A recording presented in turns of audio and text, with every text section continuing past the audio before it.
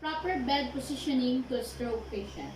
Stroke may cause paralysis of one part of the body, and the patient may find it different to move in bed. It is important that you position the patient comfortably and correctly. It is important to change the position of patient regularly so as to minimize the risk of skin breakdown, contractures, and chest complications. In this written demonstration shows you how to position the patient comfortably and safely. Lying flat on the bed. Head is in midline position. Use towel to position the head centrally. Nape area, then roll both sides. 1, 2.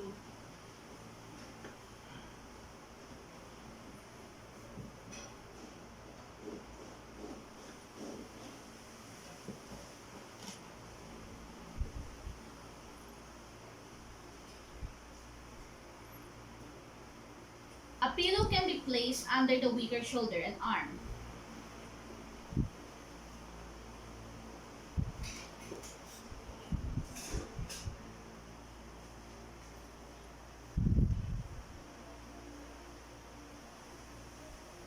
Ensure that the weaker leg is positioned in a neutral position and not rotated out.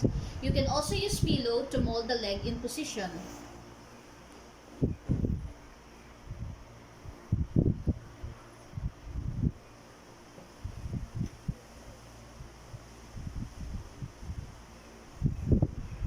Lying on the strong side. Ensure that the patient is well rolled over onto her side.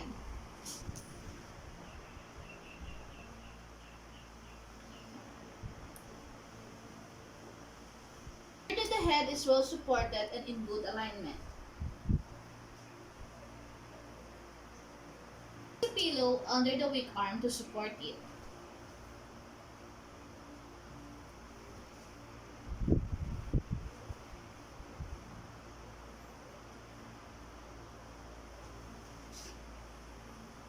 Place a pillow under the weak leg to support it.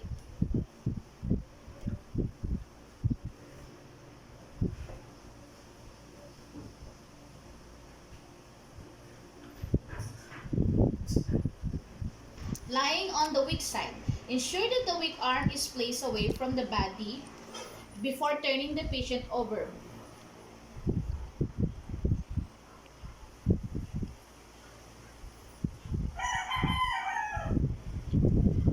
Bend knee, roll patient on her side.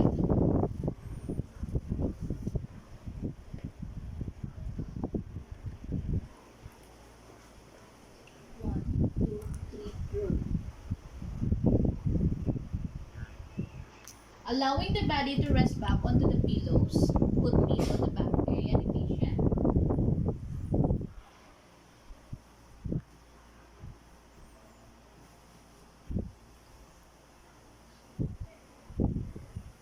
Slide the weak shoulder forward to avoid excessive pressure over it.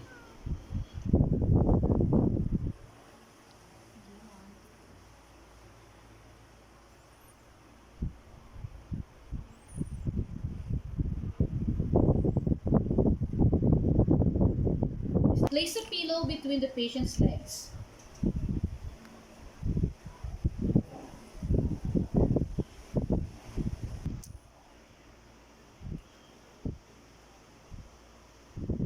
Sitting out on a chair. Ensure that the patient is not slouched.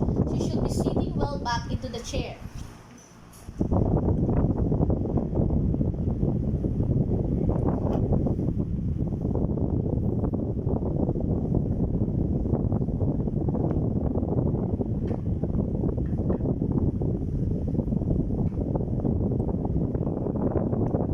Avoid leaning to one side. Place a pillow under the weaker arm to support it.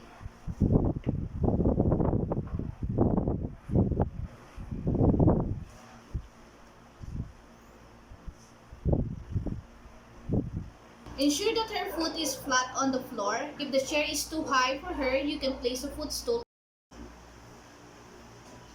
Ensure that the weaker leg is in neutral position and not rotated outwards. You can place towel or cushions by the side of the leg to keep it in.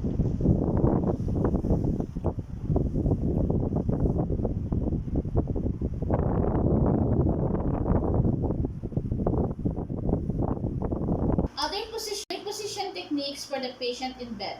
First, Trendelberg position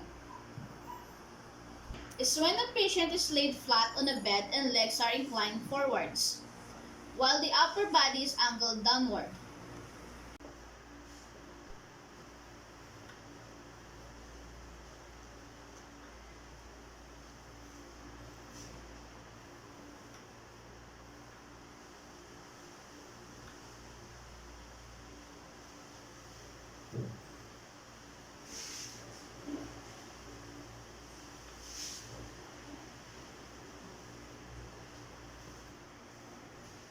Pillows underneath the patient's legs and feet. Feet should be higher to the body. Next, prone position. The patient lies flat on the abdomen with head turned one side. The head rests on a pillow. One or both arms rest in a comfortable way beyond the head or at the side of the head. Put pillow at the middle of abdomen and hips and pillow under legs.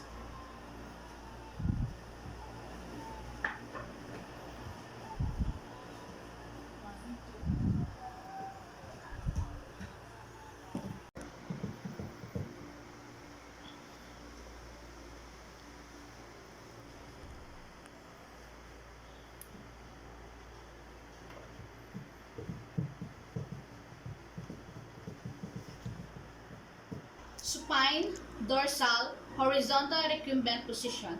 The patient lies on back with head. One pillow is placed under the head of the patient, one pillow each arm, and one pillow on legs.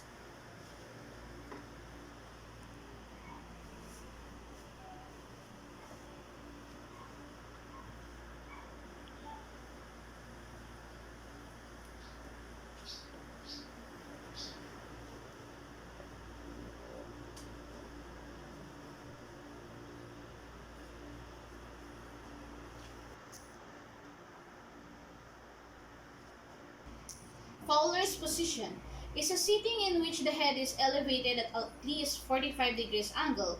Backrest and two pillows are used for the back and head, one pillow underneath legs. There are two types of Fowler's position: high Fowler 80 to 90 degrees and semi-Fowler's 30 to 45 degrees.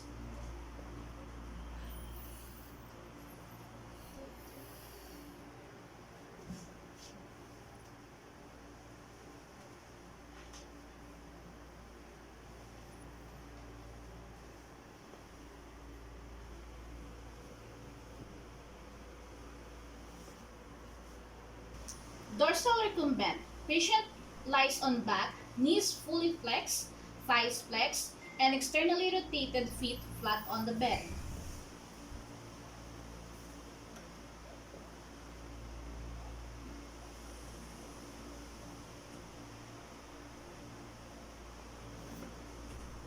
Seems lateral or left lateral position. The patient lies on the left side with one pillow placed under the head. The right thigh is flexed against the abdomen. Put pillow underneath the thigh and legs and arm in front.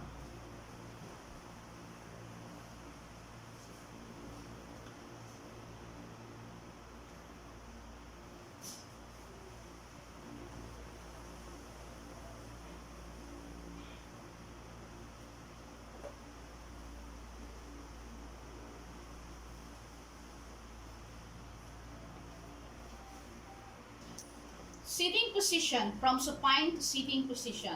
Patient bend her hips and knees, then the patient can initiate the roll by reaching across the body with the opposite arm and letting her legs fall to the sides. You may need to assist by holding on to the shoulder, girdle, and pelvis or thigh as you shift your weight backwards. Once the patient is inside lying, instruct her to push against the bed with her hand and elbow as you assist in bringing her legs towards the edge of the bed.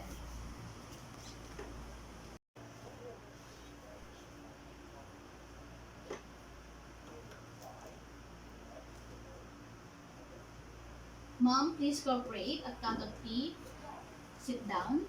Ready? 1, 2.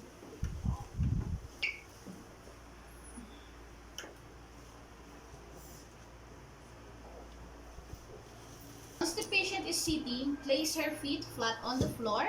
This improves her sitting balance. Stay close to the patient and keep a hand on her trunk to assist her sitting balance.